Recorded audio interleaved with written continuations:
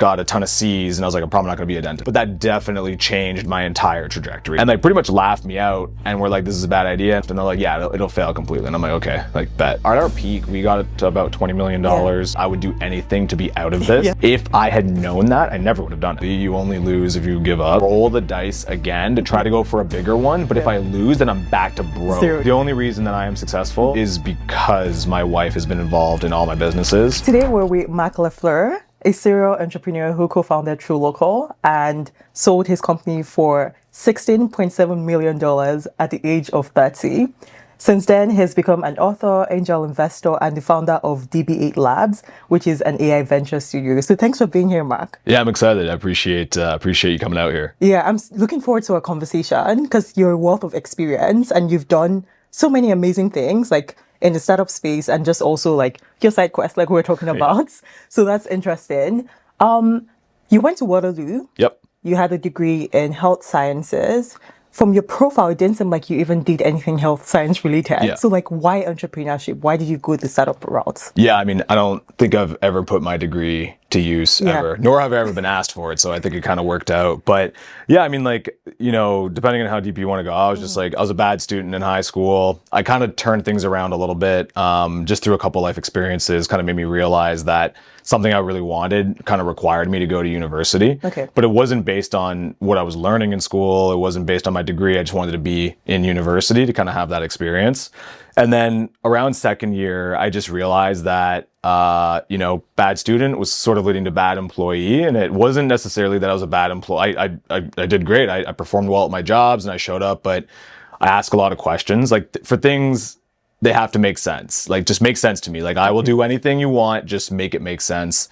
And a lot of the times, you know, when you are in a top-down organization, people are telling you to do things and you might have a different opinion. And so you challenge it. You just want to say, hey, why are we doing it this way?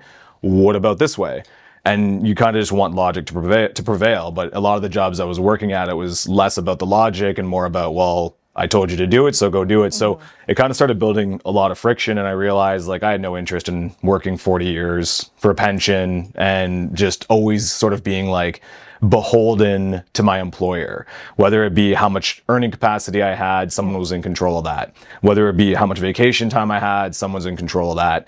You know, I met my now wife in university, and my job took me to one city, and then her job took her to another city. And very early on, I kind of realized, I was like, man, like if you're not in control of your future financially, your job, your boss literally is going to control and dictate your life. And I didn't want to be in a situation where that was going to happen over the long term. So that was one factor that sort of led me into this. I probably should find a way to start a company and make my own money. And I'm willing to take those risks. And once again, not because I knew any better. It's because I literally didn't know any better. I think that helps sometimes. For sure. Yeah. No, being naive is fantastic. Like being delusional, being naive, you know, delusions of grandeur, like thinking nothing can go wrong.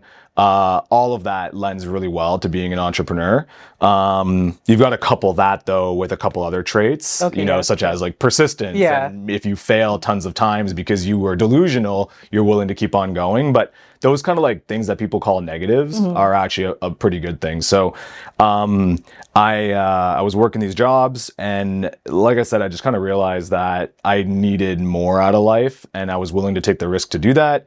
And business was the perfect fit. I didn't even know that entrepreneurship was an option though. Like I didn't know that you could live a life where you weren't like a teacher or a doctor or an engineer or whatever, you know, enter whatever society tells you should do as a career path. I didn't know you could start companies. So it took me a while to figure that out. Interesting. I know I was reading your book and it was very interesting to hear about the Snapchat offer that you heard about. And can you just speak on that? And just what gave you the audacity at age 22 to think you can pull that off? Yeah, like I remember I wanted to make $200,000 a year in whatever career I had. That was like my thoughts of money. 200? I just thought it was a lot of money. I thought it was like, it sounded sweet in high school. I was like, so I wanted to be a dentist. Oh, okay. Until I got to first year university, got a ton of C's, and I was like, I'm probably not going to be a dentist. And I like would bounce through all of these different things that sounded like they were going to make $200K a year. And I don't even know why I had that number stuck in my head. And I thought that was the end. I was like, if I could make that much money, I'm good. I'm set. I never have to worry about anything.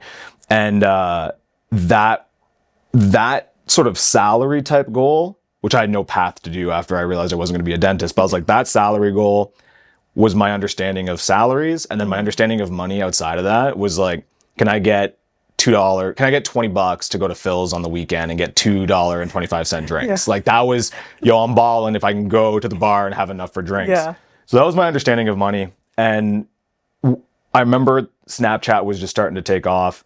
And because I didn't know anything about business, I didn't understand that these apps, I didn't understand the tech industry. I didn't understand any of that.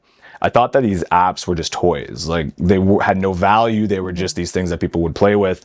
And I'll never forget when I heard that Snapchat got offered $3 billion by Facebook. And I remember not even understanding what $1 million at the time was, let alone $1 billion. What do you mean $3 billion for this crappy toy? Till now, it sends you photos. It sends you how is there $3 billion? But that definitely changed my entire trajectory of life. Like that moment, I was like, forget everything I'm doing. I clearly need to figure out what is going on in this space. And that was sort of the, I guess, the beginning of the end in terms of me giving up any sort of aspirations about getting a job or a career or a salary, and really started putting me down the path of I need to get into business. What gave you that audacity? Because we hear, like, personally, I hear about all these acquisitions and valuations, and I just never think it is possible for me to like build a product like that. So what gave you that audacity or confidence to think you could actually pull this off as a 22-year-old person? Yeah. I mean, like, to this day, I think I could do anything, period. I love that. Like, anything, you know, and it's like ridiculous. And I think that if you told me today I had to go be an astronaut, I'm like, okay. Like, I truly believe I can make it happen. If you told me today I had to go work on Wall Street, I'd find a way to make it happen. The reality, that's the delusion. But the reality gets coupled when you realize that you actually can do anything, because if you just dedicate what is required to make it happen, then you can do it. And the question doesn't become, can you do the thing? It becomes, are you willing to commit to what it takes to do the thing? So if I want to be an astronaut, I got to sit here and be like, I pretty much have to commit the next 30 years of my life to convincing whatever organizing body would give me that designation. So I have to learn math. I got to I got to reapply to school to go learn physics and graduate top of my class. Am I willing to do that? Can I do that? What would it take for me to do that? Then I've got to go be in peak physical condition. Okay, fantastic. I got to go learn all that. I got to somehow apply to all of these programs and start networking with the right people, and very unlikely. But if you were to map out all of the things that were required, the question becomes, are you willing to do that or not? And if you're willing to do it, then you can accomplish anything you want. So same with Wall Street. Probably need to get into Wharton or Harvard somehow. What do I at 35 need to do to get into Wharton or Harvard? What do I need to learn? How long will it take me to learn those things? How long will it take me to apply? Then I graduate. Now I got to network my way. You know, it's just like, all of those things, the same thing. If you ask me to go and win an Ironman, okay, I think I could do it. What is it going to take? 10 years of training. Shit. Okay. Well, all right. Like, so the delusion is believing you can do it. The reality and the decision of whether or not you're going to do it is whether you're willing to commit to what is required. So I think like I just kind of have always worked backwards from there.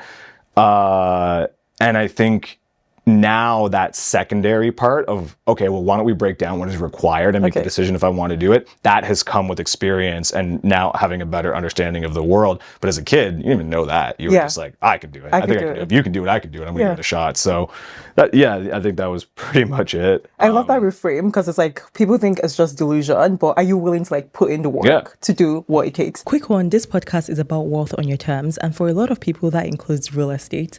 I'm a licensed realtor in Ontario, and I help people think strategically about how real estate fits into their overall wealth plan, whether that be buying, investing, selling, renting, or just making smarter decisions. I'm going to be there to guide you through the numbers, ensure you understand the trade-offs and opportunity costs, so you can make informed decisions with confidence. So if you're interested in real estate, check the link in the description box or show notes. And while we're at it, if you're finding value from this podcast, please don't forget to hit the like button and subscribe if you're watching on YouTube. And if you're listening on Spotify or Apple Podcasts, don't forget to hit the follow button and give us a 5-star review. It really goes a long way, and it ensures that we're able to put out more episodes for you, and I really appreciate it. Let's get back into the video. Let's talk about like your first two startups. So you heard about that Snapchat story. You immediately started working on a startup idea. Tell me about the Tell app and also like Dash Tank.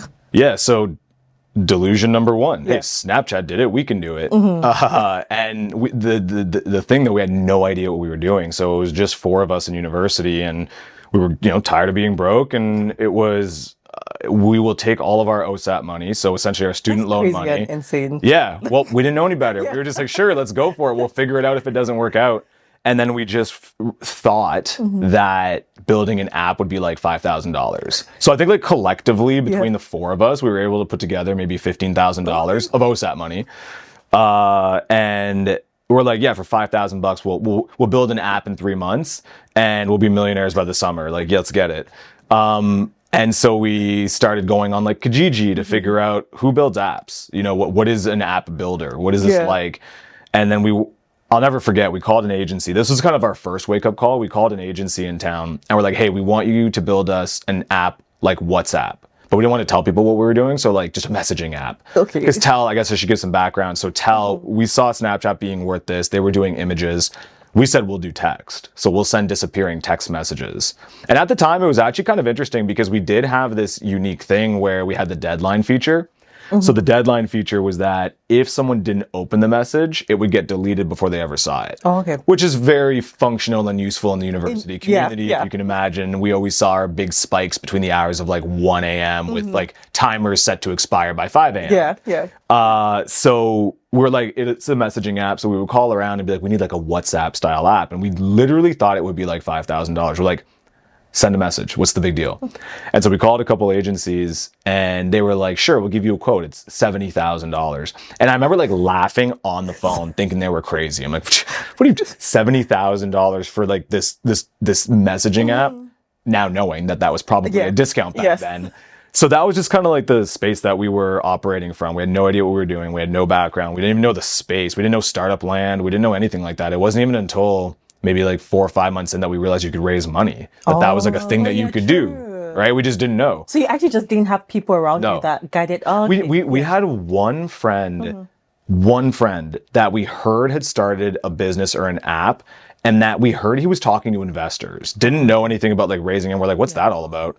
And he was the one, but he wasn't even actually willing to talk to us too much because he was so deep in it. And at the time, it was a little bit more secretive. I find tech now is much more collaborative, but back then it was a little bit more like, well, I'm doing this, and you're kind of, and especially I could see it would almost be offensive, right? Because this guy's been in the space trying to make it work, and then he sees like us idiots who like he knows very well. And he's like, what? Now you guys are just trying to get what are you doing, right? And it's Waterloo, right? It's Waterloo, so it's like people there are technical, and we're the only kids in health. So everyone there is an engineer, everybody there is in computer science, and we're these health kids being like, trying to, So that was funny.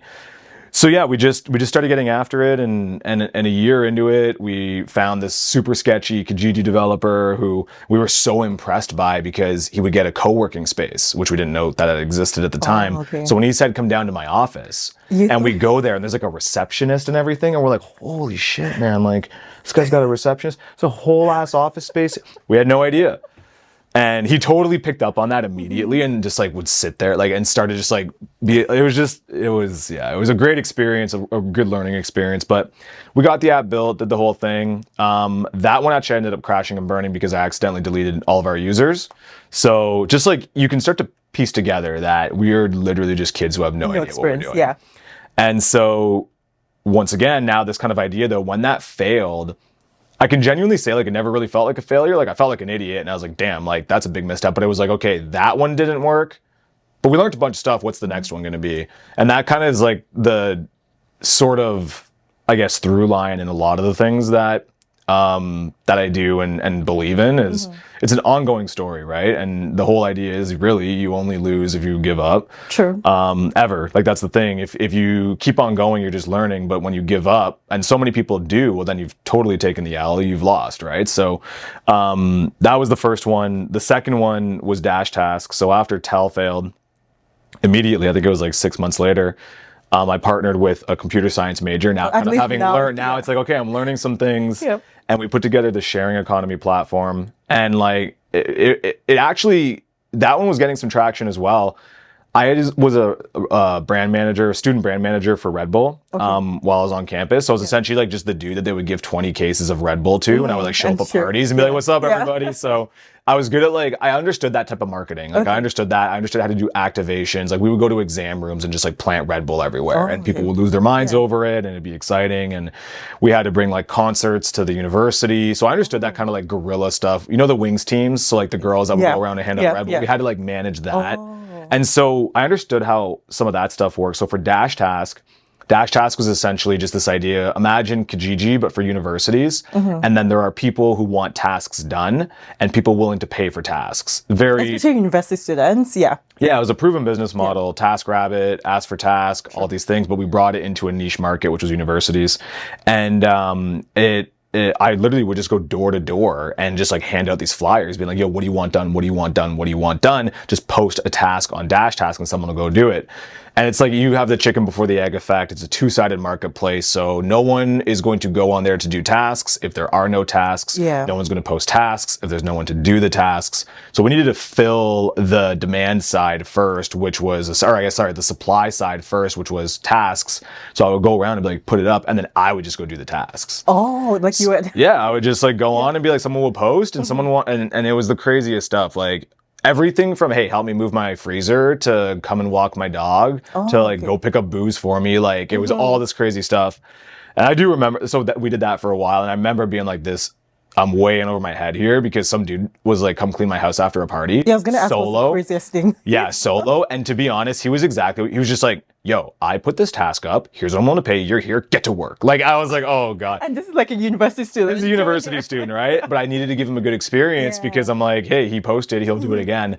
And yo, this was like after like a university party, and I just wanted to like shoot myself in the head. It was so bad. And I did such a bad job too. Like I did like the worst cleaning job. But hey, he was happy with it and it worked out. And he's like, "My parents are coming home, whatever." And I'm like, okay, that's fine. Yeah. And that was actually getting traction. And then we were opening up in different universities. But then my co-founder got a job offer from Google. Can't compete with that. Yep. No hard feelings. Totally made sense. I'm like, dude, I'm going to take the L on that one. Like, go for it, do your thing. And I think he's still at Google now, like 10 years later. So he's crushing it. Yeah. So that was our second business before truLOCAL. Yeah, and getting to truLOCAL, can you explain what truLOCAL is and the story behind it? Because I find it's very interesting, the fact that you had brought this idea to the owners of the company and they laughed you out, basically. Can you speak on that? Yeah. Yeah, so truLOCAL. So I was working almost 4 years during this entire time. So as I was a personal trainer at the University of Waterloo, as I was the student brand manager, as I was working door to door as a meat salesman. So I was doing that kind of as my primary thing. I was kind of working on these startups on the side. You were hustling. Yeah. Well, yeah, for sure. I like money, and I was like, this is the only way for me to be able to go and have fun and do stuff that I wanted to do. And so I had no problem working. I like staying busy, and that was fine. And it's kind of just what I knew. You know, growing up in Cornwall, like I didn't really know much else, so that was always fine. But I was doing 4 years as a door-to-door meat salesman in different roles in that company, and found a lot of success. So I understood the meat industry, which is so random. Like, there's the most random skill set to know about, you know. And it became very apparent to me this company was doing door-to-door, and they had no website, they had no brand. I actually brought this idea of, hey, why don't we have a Facebook page? Why don't we have a logo and a brand? Why don't we have like a professional look? If we're going door to door, we can't have a bunch of used car salesmen showing up in like dirty clothes, no brand, no logos, no nothing. They're going to be like, what is this? Yeah. So I kind of helped really shape a lot of that. And the company absolutely rewarded me with that up until a certain point. They were like, wow, this kid knows what's going on. I was the youngest person in the company by far. But then it got to a point where they were capping me hard. So I wanted to continue to grow. I wanted to keep growing the business. I had ideas on how we could open more offices. I had ideas on how we could go online. And it was just this concept that I think door to door is starting to die, and we should start trying to sell online. And I've been pushing that for like a couple of years. And I was like, I'll handle everything. Like, I will literally set everything up. And they were just very much set in their ways. And it's fine. Don't hate a scorpion for being a scorpion. I always say this is a business that for 14 years was doing what made sense for them, and it worked. And there was nothing really wrong. It was ebbs and flows, but it worked for them. But as with most companies, you know, stagnation is death. And I felt very strongly that this would be the next kind of level, and they weren't into it at all. I would always kind of whisper it, but eventually I really went to go pitch them on it. And I'm like, we need to go online. Yeah. I went to the office, met with the owner, met with the VP, and they pretty much laughed me out and were like, this is a bad idea. And I made a joke. Or I brought this idea to them. They said it was a bad idea. I'm like, yo, if you guys don't do it, I'm going to go do it. Because you guys are capping me. Yeah. And they laughed. And they're like, yeah, it'll fail completely. And I'm like, okay, like, bet. All right, no problem. So a month later, I quit. And truLOCAL was born a month after that. So that taught me a lot of lessons, to be quite honest, in team building and understanding. Because I've seen this happen multiple times, not just in my scenario, but this company had an individual who wanted to do more within the business to help make them more money. And instead they put a ceiling in place, and then that individual went and started a competing company that ended up being bigger than their company. And to me, that's the ultimate unforced error. Like, you really you created a villain, you created this enemy, you created this competitor that was on your side. And so when I think about my teams now, I always think, because people always come to you with ideas, people always have a better way of doing things. You got to think twice really when you try to cap somebody, and you got to think twice when someone's like, hey, I have this fantastic idea, you know, I want to go ahead and pursue it. Because if you give someone a ceiling and they're entrepreneurial and they want to take a bet on themselves, they're going to go do it on their own. You're better off nurturing that and giving them, let them fail. If they're going to fail, like, support them as much as you can, give them that chance. But if you cap somebody, it's a huge risk. And I've seen it in many different places. Look at almost any founder story. They all were working a job, and they all felt like they were either unappreciated, they felt like they had no more opportunity, they felt like they weren't being heard, they felt like they had an idea that could change and the company didn't want to change. And next thing you know, you've got these stars that are born. So that was a big lesson for me, and I still carry that to this day. Yeah, it's very interesting because that company could have been truLOCAL. Oh, 100%. It's so crazy to Absolutely. me. I'm sure sometimes they regret it. But it's also interesting because at 25, you were making 200K per year, which is your goal, or which was your goal. And on January 4th, 2016, you posted on Facebook, today I quit my 200K job to start my own business. I've always believed in going big or go home. So, like, what made you confident to risk it all? You've had 2 failed startups. You're making 200K already. Why did you believe this was going to work? Especially because it's like a niche business. Yeah. And they laughed in your face. Yeah. Because I thought I wanted 200K, and then when I was making 200K, I realized I wanted more. Yeah. So, like, life. I mean, it's life. And there's like a saying going around right now. I think it might have been on Chris Williamson's podcast, or somebody's been saying it. It's kind of like a thing where it's like, never forget that you have already accomplished the goals that you said would make you happy. Sure. And I just feel the nature of life. Ironically, this is something that I learned really well, and it's been a through line in my entire life. I have a tattoo on my leg that says Chase. And when truLOCAL sold, people always tell me to relax. They're like, chill, like, you're good. Like, you've done the things, you can take it easy, you've made the money, you've won the this, you've done the that. And they're like, oh, you're going to retire, take it easy. And sometimes it kind of creeps into my head where it's like, maybe I should just kind of relax a little bit. And I realize that currently, right now, with where I'm at in my life, if I'm not chasing something, I just become like a fraction of who I am. If I'm just coasting or chilling, or if I'm not pursuing something, and I don't care what it is, it could be the dumbest thing, but it's something I want to pursue, that's what makes me feel alive. That's what brings out the best version of me. That is who I like to be. And whenever I'm not chasing something, sure, maybe there's a sense of comfort, and maybe there's a sense of like relaxation, but I don't like who I am. I'm not being who I should be. And that'll probably change as I get older or whatever. But right now in this phase of my life, so it became very clear that I am the best version of myself when I'm chasing something. When you're chasing something. So for some people, yeah, it's, be appreciative with where you're at. And once you hit your goal, make sure to just reflect and be done with it. I'm an incredibly grateful person. I am so appreciative for all the opportunities that I have, but I also want more. Yeah. And I like that I want more, and I like who I am when I want more. And so I've just realized that lesson now, but I was experiencing it back then. So I got to a point where I was making 200K. It didn't do shit for me. I was barely even spending the money. And I realized it actually wasn't the money. It was the ball and chain of someone's paying me that money. I see. Okay. And so it's like, once again, you have these, like, as a young person, you have these very broad thoughts. I want to make money. But as you get closer to achieving these things, you realize there's layers to the game. Oh, it wasn't the money, it was the freedom. Oh, maybe it's not the freedom, it's the purpose. Maybe it's not the, so all of those things kind of compound. And it takes a naive thought and actually kind of refines it into more of like a life tenant as you get closer to achieving those things.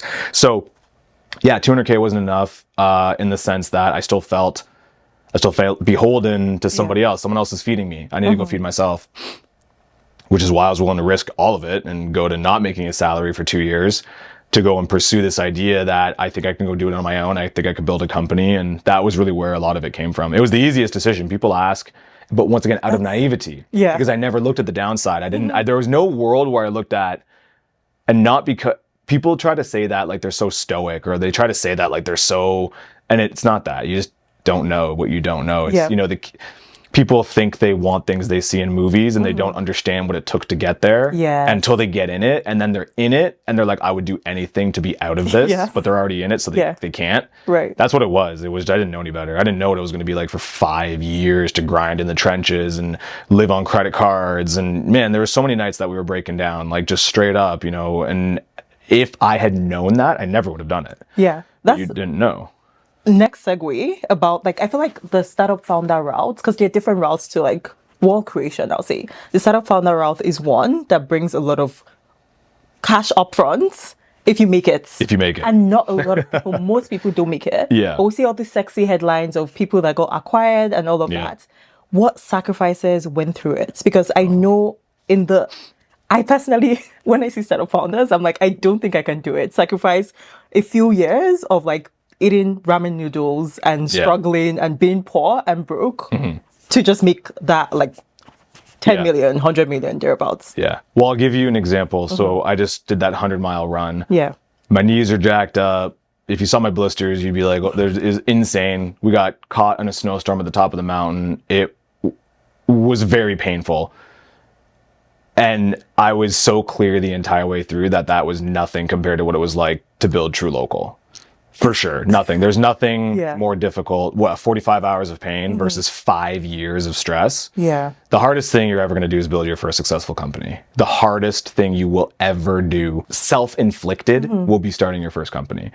And that was what we experienced in truLOCAL for sure. It was also a very difficult business. We didn't do ourselves any favor. We were direct to consumer food, last mile logistics, delivery. We had all of that business model in and of itself actually takes all of the negatives of every business out there. You have the volume of, let's say, retail, right? Because you're selling something online. You have tens of thousands of users. That's a lot of customer service. That's a lot of people to please. That's a lot of feedback to go through. That's a lot of heads to manage. You are not getting the benefits of having 10 or 20 enterprise clients. Like, you have a volume situation you have to deal with. We did it the painful way and decided to build out our own cart. So we didn't use Shopify. We had 6 full-time engineers. So we actually were managing a quasi-tech team. Yeah, basically. And all of the headaches that come with that. We almost lost our entire business once because we did a migration that failed, and that was a disaster. We deal with warehouses. Frozen, fulfillment. That in itself is an entire business.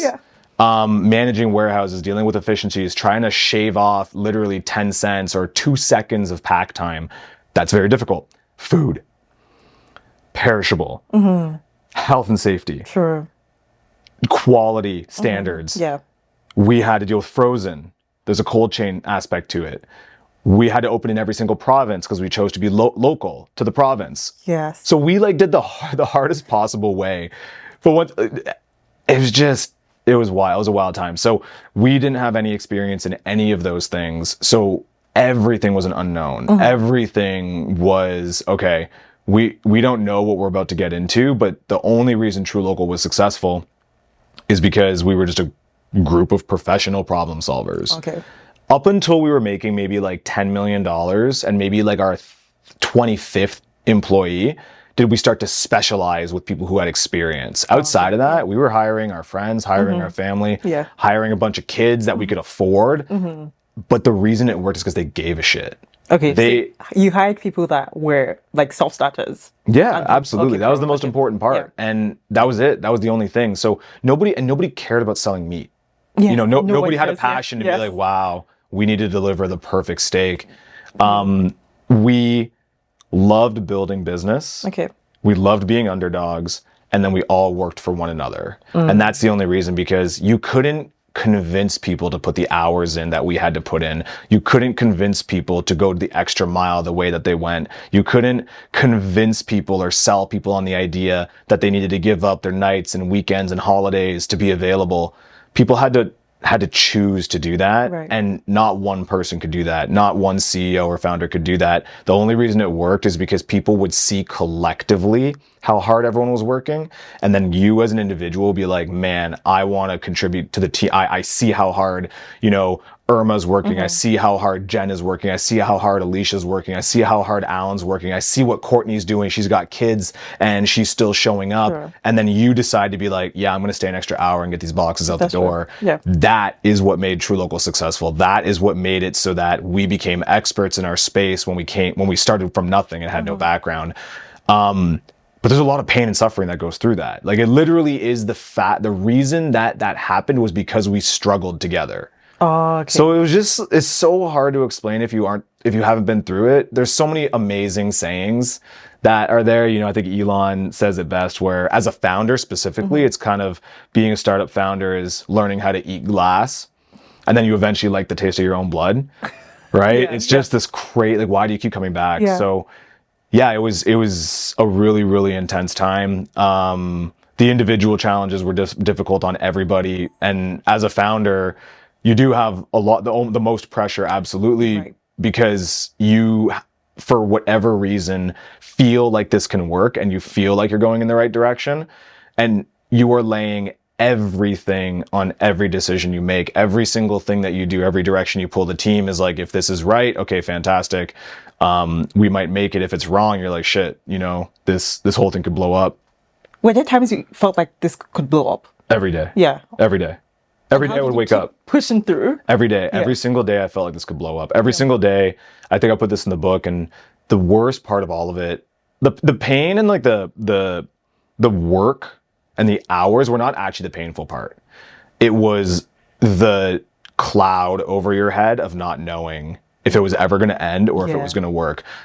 Founders are built for work. Founders can output a lot of stuff. Like, we can work hard. Yeah. We don't have a problem working hard. We want to work hard. We thrive in working hard. We want to tilt the world in our favor. We want to go ahead and have an impact on things.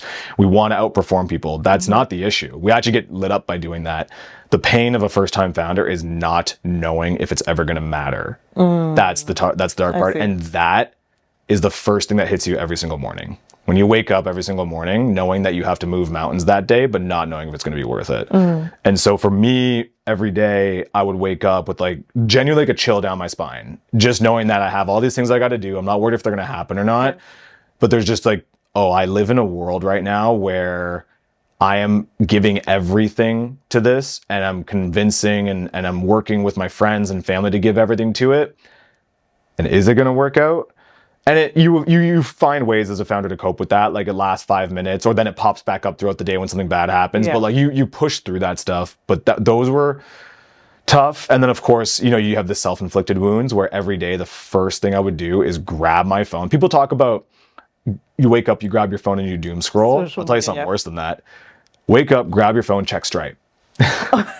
Every morning, the first thing I would do, because all of our orders would come in, all of our reorders would come in at like 2 a.m. We just set it that way.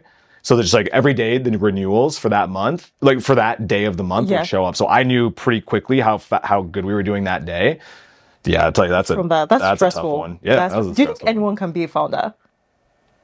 Or do you think it comes natural? Like, some people are born to be founders, or can someone develop the skills to be a founder? I think it's nature and nurture. I think it's a bit of both. Okay. I think there are some people predisposed to the skills that are required to be a founder. And I think there are some people who can develop them. I guess in the same breath, though, I think there are some people that could never be a founder. I think, no, I don't think anybody could be a founder. I think there are a broad stroke of people who could be, and then their chances of being a successful founder are kind of on a scale. Yeah. But I definitely think there's a bucket of people who can never be a founder. Yeah. If you do not have a tolerance for risk, if you believe that the world is fair, if you expect handouts, if you expect anything, actually, if you are not resourceful, if you cannot lead, if you cannot communicate, if you cannot inspire, those are kind of some of the things that come to mind, that if you have any of those, you cannot be a founder. So I guess, no, I don't think anybody can be a founder. Interesting. So when you built truLOCAL, did you build it to exit, to sell? Or what was your plan with it? Yeah, it was always yeah. Oh, yeah, okay. for sure. Yeah. I like building and selling companies. I love that. I've become very clear on that. I'm not a cash flow love guy, that. which I think as I get older, I should be more mature and be more of a cash flow guy. I think I kind of still am like young at heart, where I'm like, I don't care. Let's put it all on black, and we're gonna quadruple our money, or we're gonna lose all of it. So I like the equity thing. I have no problem not getting paid for the chance to get a giant fat bag at the end. I don't know how you do that. Yeah, I can't. Yeah. It keeps life exciting. To sell. You know what I think? I actually almost think it's part of it where it's like it forces you to be all in. True. And when you're all in, you're kind of living. Yeah. You know, you have to pull the best out of yourself. So maybe that's part of it. I don't know if that's a good thing. It's probably not a good thing, actually. Yeah, because I had the question. I know you got truLOCAL to up to like $20 million annual recurring revenue. So I was like, why did you? Yeah, so it was always, I always wanted to sell. I always wanted to sell, and we were doing quite well. You know, at our peak, we got it to about $20 million. You know, I think it was like almost $2 million in profit at some point. You know, it was doing good. But I don't get excited about dripping like $100K into my account. Yeah, I know it sounds weird. Want the big fat check. I want a fat check. I think it's like I want the fat check so that I can just, if I did want to stop, I could. True. Because I think when you're tempted and have the ability to stop, but choose to keep going, then you know you're in it for the right reasons. So I kind of like almost those like checkpoints in life, and that's almost like why I like the acquisition. Because when I choose to go all in, I'm all in, and then I know there'll be a stop, and I know there'll be a time where it's like, okay, cool, sweet, we've got the bag. Now I can make a decision. Do I want to go all in again, or do I want to like maybe pull out? Why didn't you keep pushing further? Because I meet some founders that want to like sell at 100 million, and you can continue building for years and sell at that. Why? Because in my opinion, when it's your first win, I would much rather secure a payout that might be smaller than roll the dice again to try to go for a bigger one. But if I lose, then I'm back to broke. Zero, So I liked the first acquisition as being a checkpoint.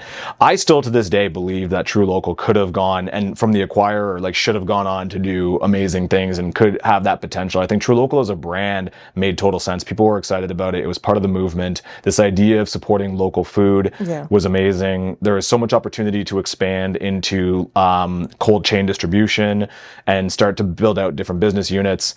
I didn't want to be the founder or the CEO to take it in that direction. So I was very happy with what we built.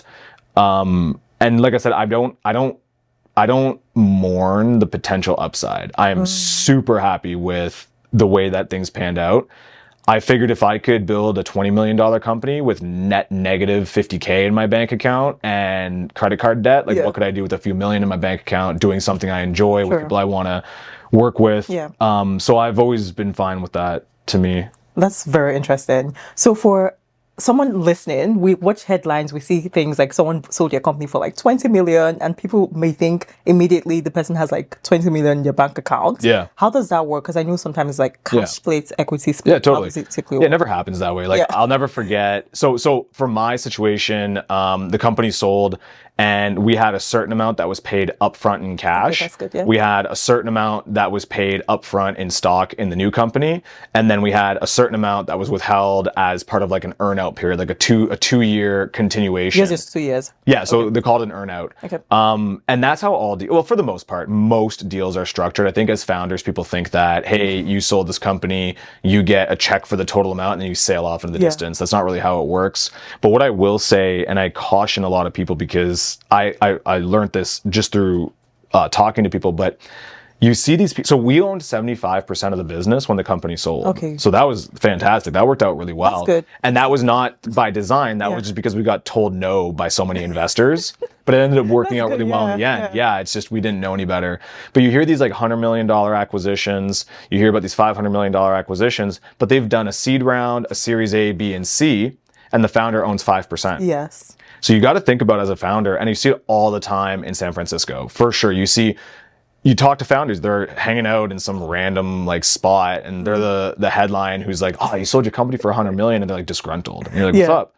Like, yeah, cool, I made $2 million. You're like, really? Like, you sold it for 100 million? Yeah. after dilution, after this round. And so you got to think about it. Do you want to build a $100 million company and own 5% and make $5 million? Or do you want to build a $10 million company, own 50% and cash out? It's just it's different strokes for different folks. I don't think there's a right or a wrong way to do it, but in the book, I always talk about figure out what type of business you want to build. That's true. If you want to build a small company, let's say $15 to $50 million and have it acquired, you got to maintain as much of that equity as possible because then it's a smaller amount. If you want to build $1 billion company, you're going to get diluted down. You need to understand, well, I guess now with AI it's changing a bit, but it's just what type of business do you want, and is the goal acquisition? There's a lot of people now, and I totally support this, where they don't want to sell their company. They just want to get to a Series A so they can do what's called a secondary. What's that? And what a secondary is just means essentially when you raise money, let's say in a Series A, you'll raise $5 million. Well, maybe you're like, I need to take some money off the table too so I can just be comfortable in doing this. Okay. So you'll take $3 million of the 5 and put it into the business. So the business issues the shares, but instead of giving the additional $2 million to the business, the founders or shareholders will take the $2 million for themselves and sell their shares as part of the deal. So a founder can take some money off the table. Okay. It's actually the best of both worlds. It is, for sure. And I think there was that option. That's good. Yeah, secondaries are really common. That's like a very normal part. In fact, a lot of investors will encourage them because now they know the founder's still in it. Yeah. So at a Series A point, you don't want your founders necessarily, you always want to kind of have a bit of pressure on a founder. But at that point, at a Series A, the founder's proven that they're in it. And the best thing you can do, and a lot of times when you do a Series A, the investor has to think, like, is this founder in it for the long haul? We're about to recapitalize the company.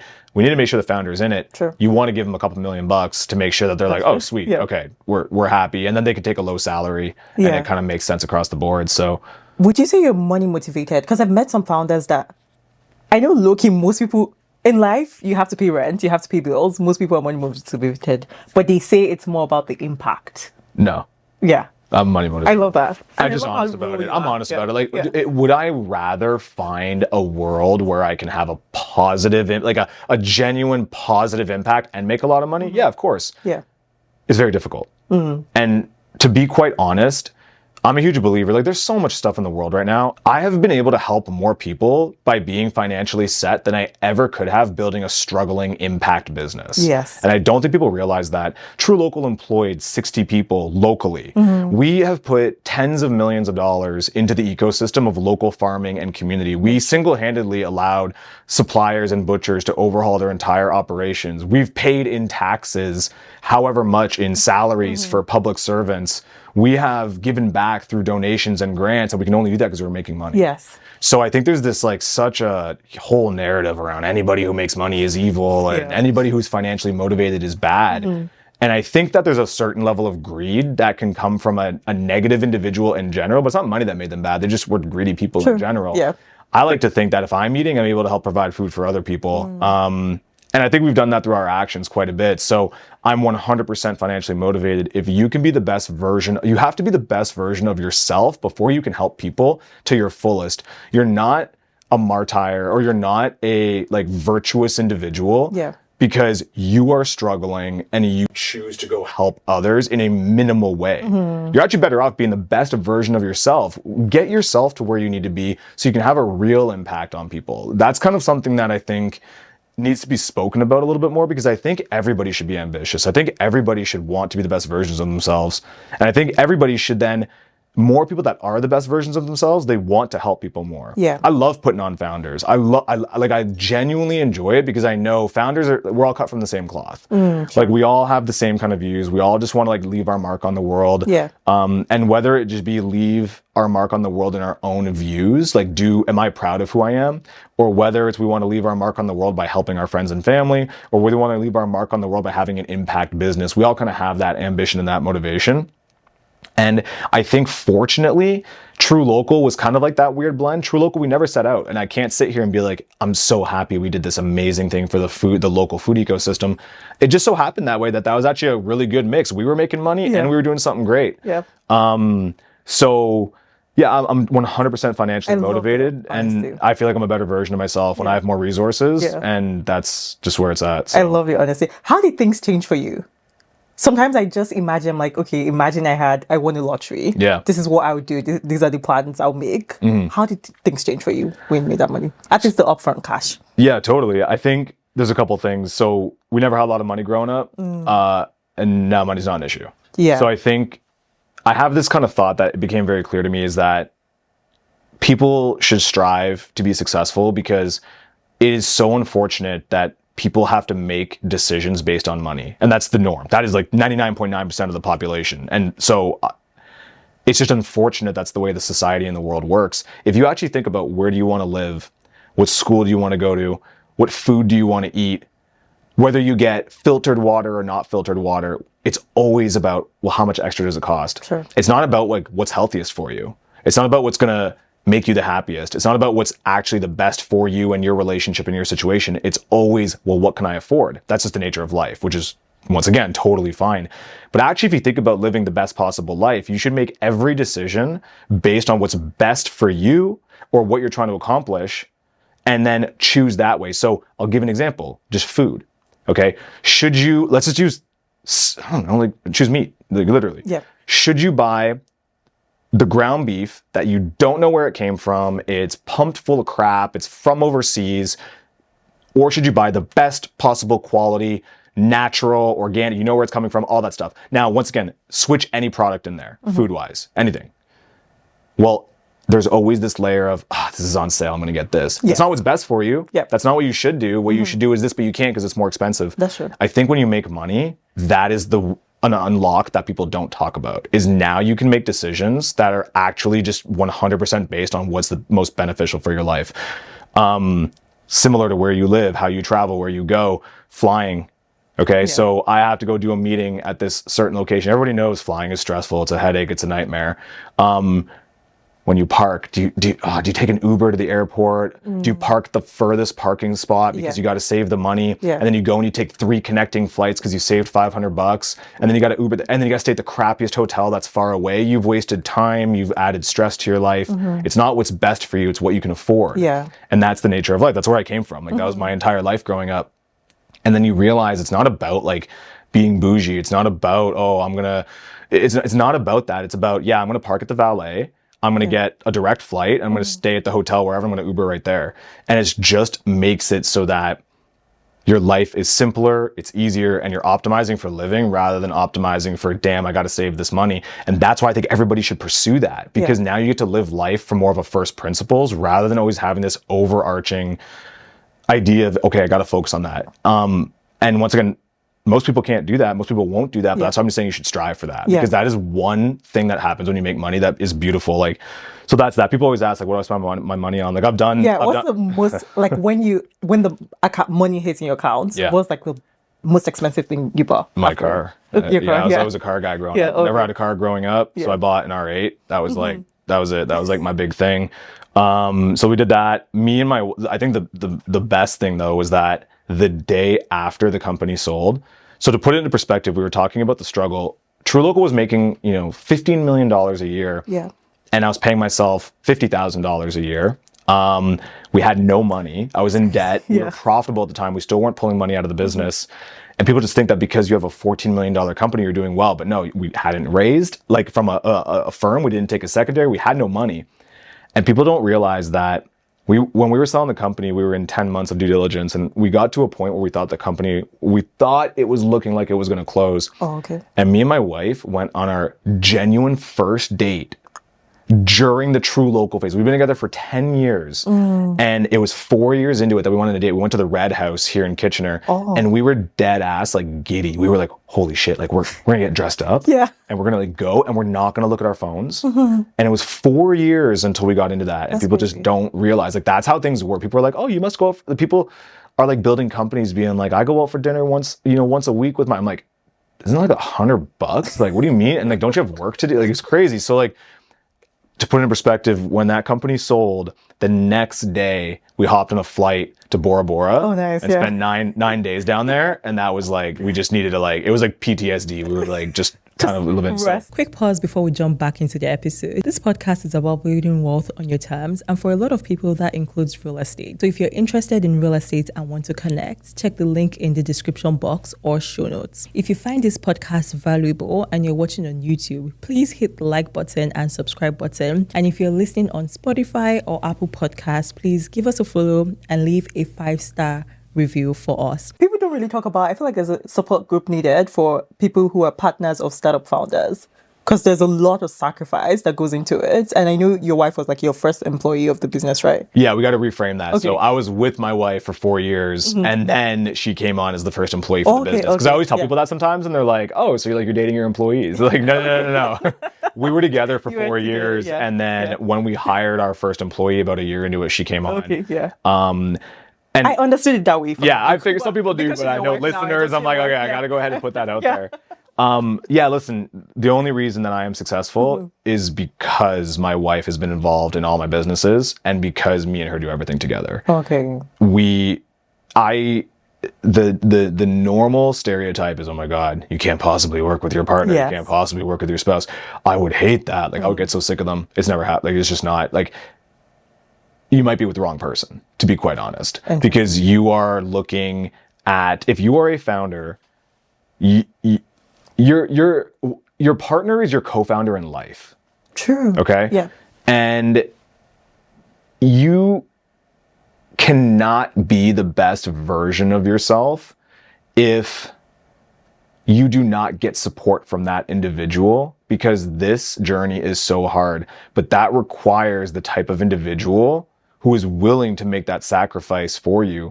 But you have to be the type of individual who earns that sacrifice from your partner. And what I just mean by that is that every relationship is based on mutual respect. Yeah. It is incredibly heavy on a founder to start a company, but it is also incredibly heavy on a spouse to support that individual.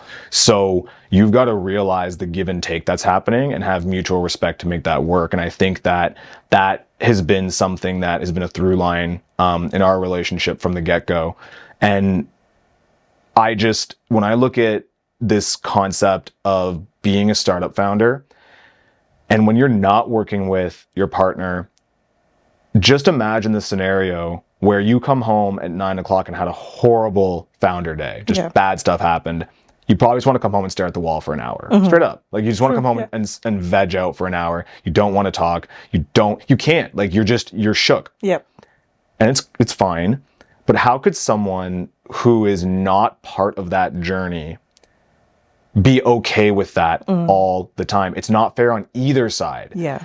And it's a bad mix. So if you have someone who started dating you because you were fun and you promised to take care of them and prioritize them and do all these great things all the time, but then you flipped the script and decided to start a company, and now you're obsessing over that and you're putting that person as a secondary, and you're not speaking and you're not communicating and you have no money to go and do the things, and this person didn't sign on for that, that's not fair to that individual either. That's true. And what I realized was that at truLOCAL, because Irma and I were in it together, when we had a bad day, we would mourn together. Yeah. Like, when we had a bad day, we would both just come home and stare at the wall, and like, we just understood each other. We were in it together. Yeah. So like, that to me is like, just right then and there, having someone who is supportive, like working in the business with you, that's the most valuable part, is that you are now two people tackling this together. And when you have a bad day, you can share that burden. And if maybe her day was bad, mine was okay, but now you can support her because you're like, wow, like, I totally get what's going on, and vice versa. So that's like one part of it. And then just secondary, like, you got to understand that, people play different roles in relationships, and that's totally fine. It's just that you got to understand that if you are taking on certain roles in a relationship, the other person has to have their bucket filled too. And if you're both walking in the same direction, going after the same goals, that's fantastic. But maybe you aren't. Maybe you are a founder and your partner is not part of it, but you have to make sure that person's, if they're supporting you, you for damn well better be making sure, first of all, that's a gift. Yeah. If this person is not in the business with you and they're supporting you, that is a gift. Yeah. And you need to cherish that. So you better be making sure that every ounce of energy that you do have that is not going towards the business, you are figuring out whatever that person's bucket needs to get filled and supporting that. Because most people nowadays, relationships, in my opinion, are a joke nowadays. Like, everything is, nobody deals with conflict. Yes. Everything is swipe left, swipe right. Everything is so superficial. Everything is like, oh, one little issue. Good luck finding someone who's going to support you. Yeah. And so I always say this, like I would not be a fraction of who I am today if it wasn't for Irma in every aspect of my life. So I'm additionally blessed that she does all of my businesses with me. And it's not just that. We just did the run and she was my crew chief. Like her and I do everything together. I love that. And it's like, it's a blessing and a gift. So I think that right there, and this is the hilarious part.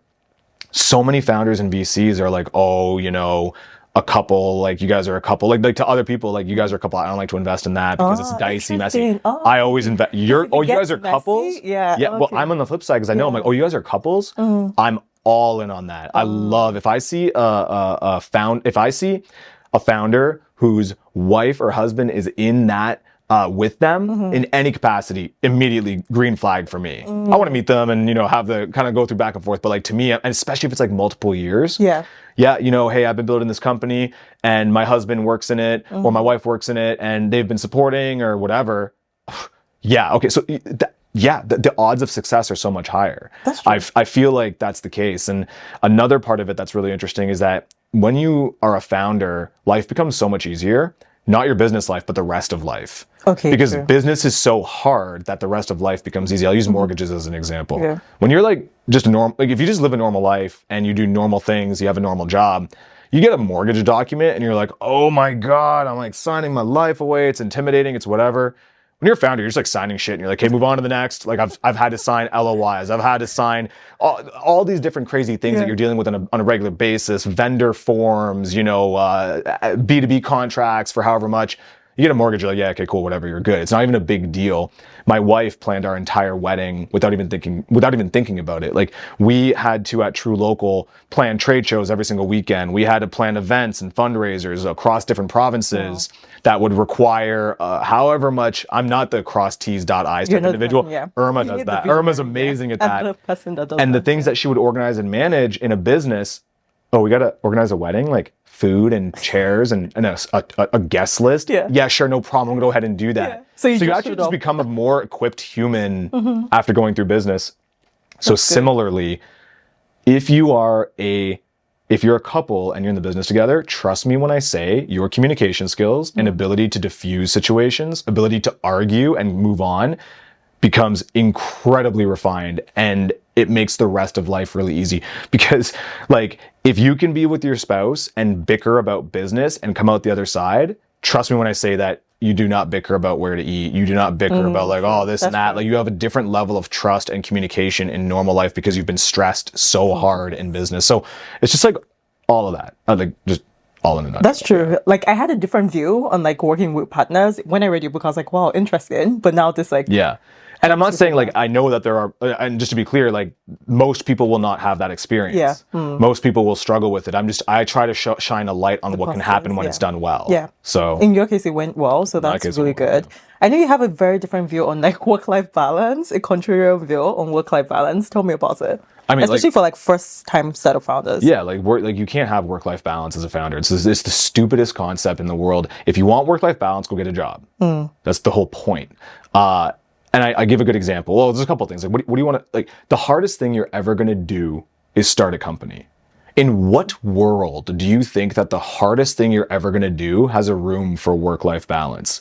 And the reason that that's okay is because you've chosen to do it. It's not like no one's forcing you into it. If you are at a job that forces you to not have work-life balance, that's not okay because you didn't sign up for it. You have to opt into the thing, then you get rid of work-life balance. If you opt into the thing, then you do not have space to now also say, I want work-life balance.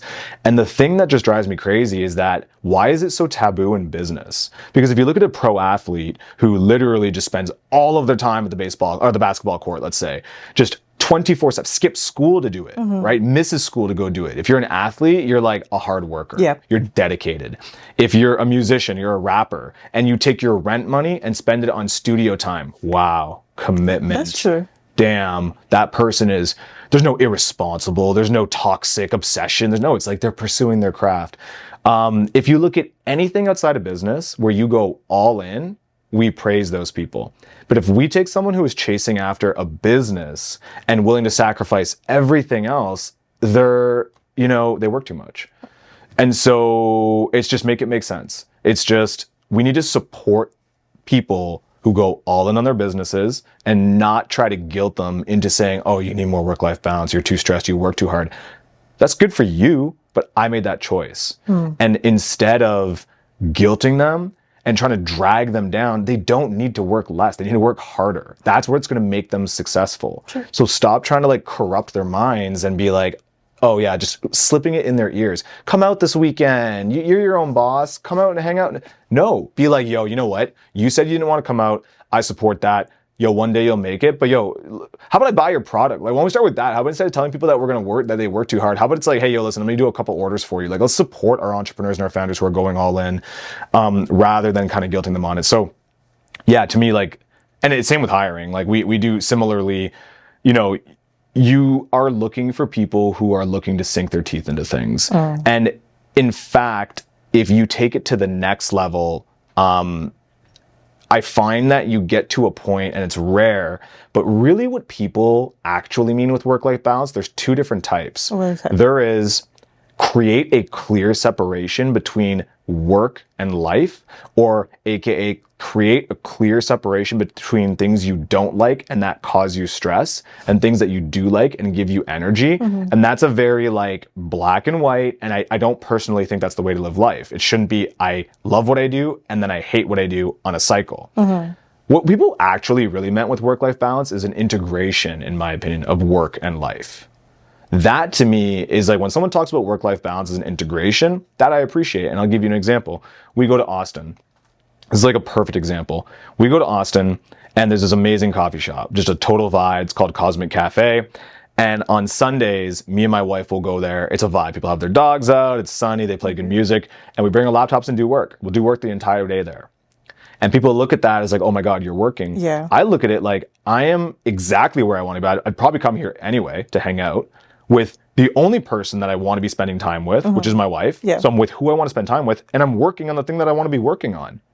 That to me is work-life balance, but people will look at that and say I'm working, just that part of it. Yeah, that's true. And so like, I think that is more of what work-life balance should be spoken as if we are talking about like the positive work-life balance. But I think a lot of people are just kind of like more on the side of black or white. Black or white. Yeah. Yeah. You're working, or you're doing what you love or what you hate, basically. Yes. I know you have like, you said you struggled with even funding, and you were used to being told no multiple times, and you have the section in your book just talking about creating luck for yourself. Yeah. And you were fortunate to actually have a one-on-one with a billionaire, which is insane. Yeah.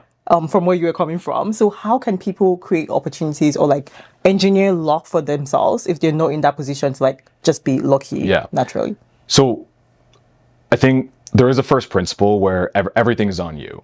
Not that it's fair, not that it's right, but at the end of the day, you react to everything. That's kind of the way things go. And so what I mean by that is that like luck isn't really necessarily luck. You hear this whole thing like luck is preparation meets opportunity. I think you can go deeper on that, where you can engineer an increased exposure to luck.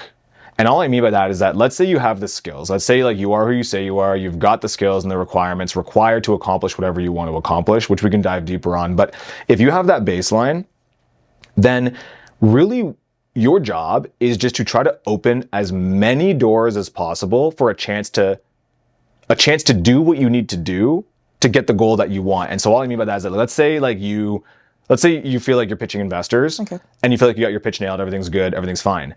Well, how do you get lucky? Someone will say like, oh my God, I sent off this one DM on LinkedIn, cold DM, and they responded, I got lucky. Probably not. Probably it's more like you were prepared, so this whole preparation thing, and then you sent off like 500 DMs.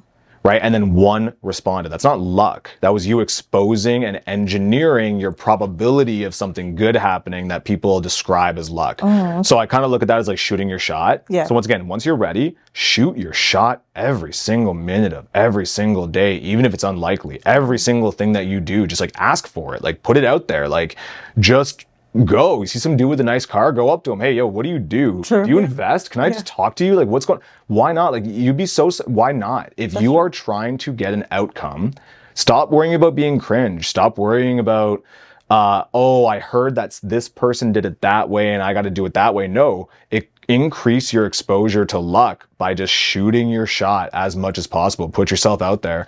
And I think that that's just, once again, you could just like use that as a fundamental trait. Just yeah, just turn over the stones, every single stone that you can do. The situation with the billionaire, Naveen Jan, I was at a conference, and the thing with billionaires is that when they're at conferences, it's very hard to get any time with them because you think you're clever by waiting outside of the back entrance to catch them. Yeah, you and like 20 other people. But no, straight up, I just, at that conference, I tried to pull that off, and there was 20 people, and I'm like, I really should just try to like talk to this dude. And I just like lingered as much as possible. So essentially I was just like, there was 20 people trying to talk to this guy, and then he started moving. So of course everyone starts moving with him. But of course people, you know, it's a game of attrition. Some people just fall off. They're like, oh, I'm not going to talk to him. So like 20 goes down to 15, 15 goes down to 10. And now it's kind of like his more like inner circle. And I knew they were going for lunch. So I just kind of like followed along. And it was like a buffet style. So everyone's grabbing food. So I kind of grabbed a plate, and then I kind of pinned what table they were going to. So I went there real quick at the same time as everyone else is kind of getting there, and then I sat at the table. And then I was just waiting. I'm like, okay, now I'm one step closer. Once again, like you either could give up here or keep on going. And like, I just realized if I just kind of keep it pushing, like something good might come out of it. So then people are leaving for dinner or leaving for lunch or whatever it was. And one person gets up, another person gets up. If he would have gotten up, I probably would have gotten up. But he actually ended up being the last person. There was one other person though with the same idea I had for sure. And dead ass, just like a billionaire would, knew exactly what was going on because he sat there and he's like, all right, so like, what do you guys want to talk to me about? I know, like, he just knew. He's like, okay, what do you guys want? And then like, we just had to talk, and I'm like, hey, listen, like, loved your talk. And we were talking about Facebook ads at the time, and I just asked him, I'm like, hey, yo, listen, I'll do like a free audit for you. I didn't even know what the hell I was talking about, to be quite honest.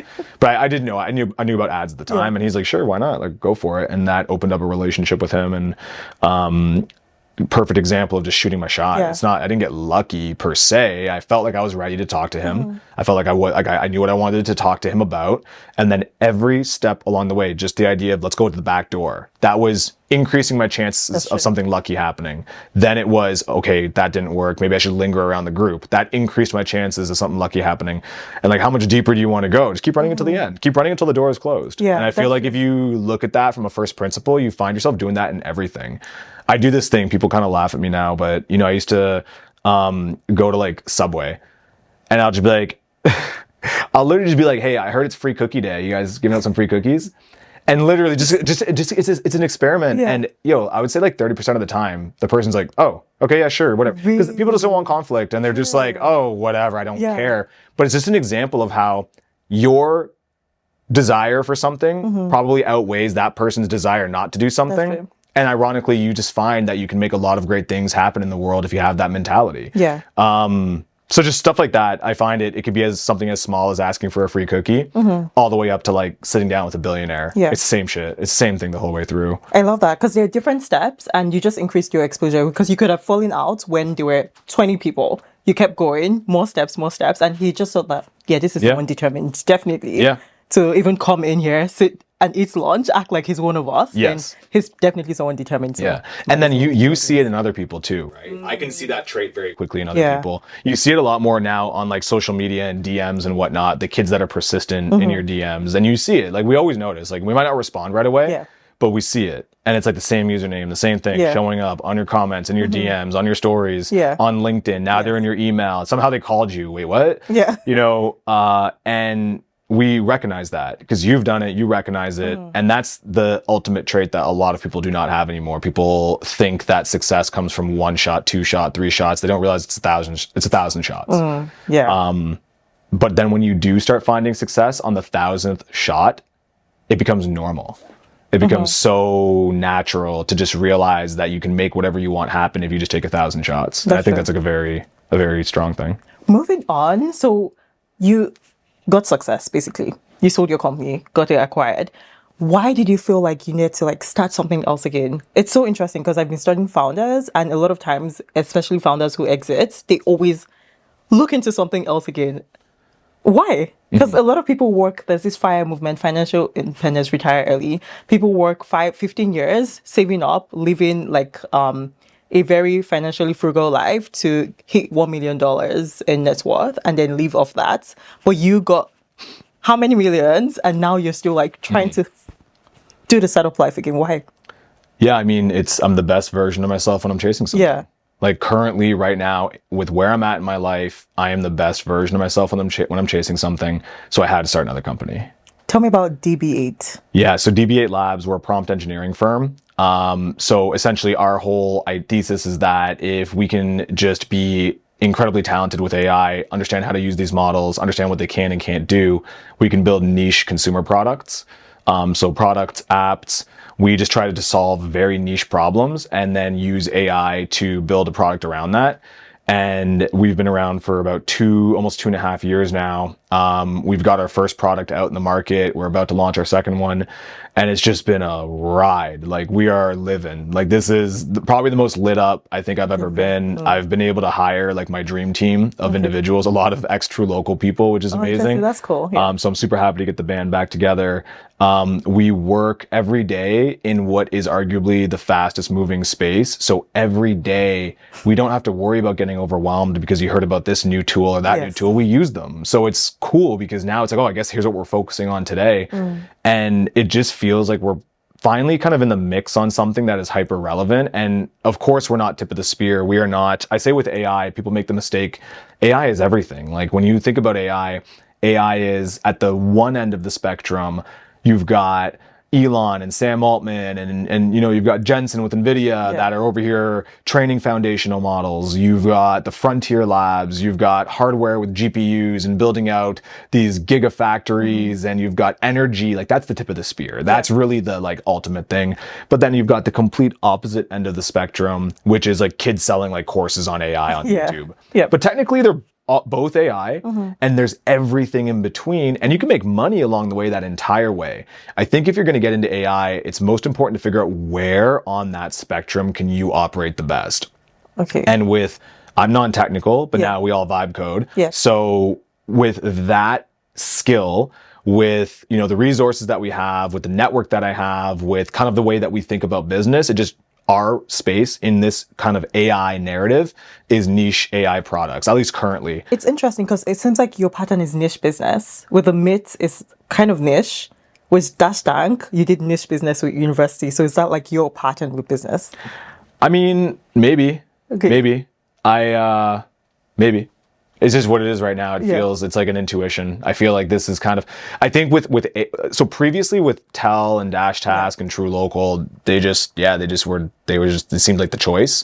With AI, I'm very bullish right now that it's actually not a good idea to take a huge swing. I don't think right now with AI, it makes sense to go raise $20 million and try to develop what you think the world is going to look like in 3 years. And start a product and realize it's going to take 3 years to come to market, but we're making a prediction on what the world is going to look like. So we're going to try to meet it there, because I think it is moving too fast. The models are getting too good. More and more features are moving inside the chat systems. Therefore, if it takes you a year to get to market, there's a good chance that the chat systems now can already do it. So for the first time ever, I think it's actually a huge risk to take a giant swing in AI. I think it makes more sense. One of the most defensible things you can do in AI currently is go as niche as you can. Because when you go really niche, you are then forced to build a product for a very specific set of users and their very specific set of needs, which means you are building the last 20% of long tail features that probably don't make sense for a general product or a general chat to go down. That's true. So as the chats get better, as the systems get better, and they start absorbing more and more features, the further down the specificity of your feature set is, the less likely it is to show up in there. So I think it also allows you to build products faster. It allows you to solve problems better because you're solving a very specific problem. I'm not trying to solve, social media for real estate for everybody. We are looking to solve social media for agents who hate real estate agents who hate social media. It's very specific. That's one example of a product. We're getting ready to launch our next product, so we'll probably be talking about it in the next 45 days or so, but it's similar. It's hyper niche, and it's a problem that a very specific user set is facing.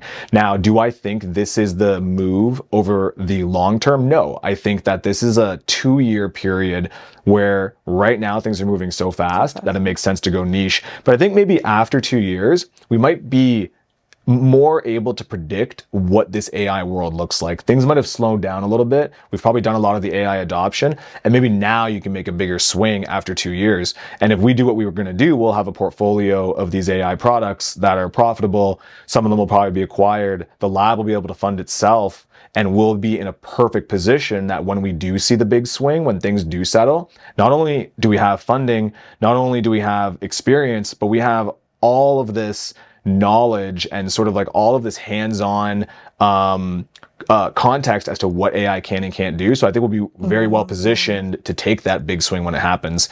And we're having a hell of a lot of fun along the way, to be honest. So it's been good. We're having a good time. That's a smart strategy. And I kind of agree with that because I feel things are moving quickly and it's very hard to, like, everyone's just placing bets. Yes. Because we don't really know what the AI world is going to be like. Well, here's the whole thing. Like, everyone's placing bets, trying to 10x. I'm happy to place a bet in 2x. I'd rather 2x in like a very short period of time than 10x over a long period of time, because the odds of you getting wiped out are pretty high. Yeah. For like people who, I know there's a hype about AI. So for the average person who's still like feeling way behind, what advice would you give to them? Yeah. I mean, if there has ever been a time that you need to put all of your fear away, whether or not you want to, if there's ever been a time to put away any negative preconceived notion, if there's ever been a time that you should just do it, like just do something, you have to get into AI right now, because this is probably the one technology that is not going to be overhyped or overblown. It is going to be here to stay. There is no question about it. And if you cannot adapt to just at least understanding how AI works, like understanding the idea of AI should not do exactly what you want it to do when you ask it the first time, but AI can do everything you want it to do if you just have a conversation with it. Be willing to talk to AI, learn how to speak directly, learn how these models work. And it's very simple. It's not intimidating. It's not like you have to have a tech background, but you have to understand that we are going into a world where we will be speaking and interacting with AI on a daily basis. And if you fall behind on that, the delta between somebody who is AI enabled and somebody who is not, you will never be able to bridge that gap in terms of employment, in terms of starting a company, in terms of being productive. You will never bridge that gap. There will be such a huge separation between that. And on the flip side, this is the first time ever that this technology is democratized. We do not now just have to centralize all of the credibility and the value in people who have degrees and certifications and who went through the proper system. There could be a kid in Brazil who has never, ever, ever had access to the latest anything, who has no certification, but they get access to ChatGPT. They can build a product that can rival anybody globally. Right. We have democratized access to the most powerful technology in the world. So there's going to be a huge shakeout between the people who get their worth through certifications, and through degrees and through, governing bodies, and just the real builders. And more people need to realize that, because so many people are scared nowadays. So many people are scared of losing their jobs. Yeah. It's going to happen. Like, I can sit here and be like, oh my God, you're totally safe. Don't be scared of losing your job. Realize if you lose your job, you can start something with AI that'll make you more money than you were ever going to make at your job. And you don't have to be a rocket scientist. You don't have to go to school for it. You don't have to learn AI. Just open ChatGPT, open Claude, and just start talking to it. So I encourage more people to get a base level understanding of how these tools work, and just start playing with them, because it really genuinely can change your life. And it'll take it from this being a scary time to being a time of, this might be the first time ever that you can pull yourself out of any hole that you feel you might be in. True. If you look at this tool as a way to do that. That's true. I love that take, but just be mindful of time. Yeah. Tell us about your book. I have it here, True Founder. Who's it for, and what made you write it? Yeah, True Founders for first-time founders. Yeah. That's really what it is. There's so much bullshit online about what it's like to be a first-time founder from people who have never started a company, and influencers and thought leaders who talk about how you start a company and how it works. And I just realized that I say things as it is. Yeah. And I got a chance to write a book, so I could just literally put all of myself in it. And I just figured there are going to be some people who will relate to that. and kind of want to hear it from someone that they might relate to. You know, when I started my company at 25, I sold it at 30. I was still within that age range where a lot of those founders are. It's not like it's coming from some like 40-year-old MBA saying, this is how I started a company in the 30s, like whatever, right? It was just my interpretation on how to start a company. It's 16 chapters. I try to be as tactical as possible. It is tactical. Yeah, I try to be like, listen, like these are genuine steps that you can apply. I also think that it's not there to be overly complicated. It's some of the most basic things, like how to stay organized as someone who's not organized. That made a big difference for me. You know, how to work with agencies, how to find angels, the difference between them. So I loved it. It was a passion project. It was a great experience. I wrote it before AI. So I feel like now I imagine what it would be like to write a book with ChatGPT. But I think any founders who want to hear what it's like, or any founders who see my journey or believe in anything that I say, or just subscribe to kind of some of these concepts, it's just all broken down more in the book. So I love that. How can people connect with you or follow your page? Yeah. If you I mean, honestly, just follow me on Instagram, Dark Marc, yeah. DARKMARC_. That's the easiest thing. Send me a DM, hit me up. I'm happy to connect with founders. If you're a founder, if you're a first-time founder, if you're a repeat founder, if you're into AI, I love connecting with people. I'm happy to share any of my experiences. But yeah. Thanks for being here, Marc. This was an awesome conversation and I know people will find value. So thanks for listening. If you're watching on YouTube, give us a like and subscribe. And if you're listening on Spotify or Apple Podcast, then give us a follow and give us a 5-star rating. Thank you.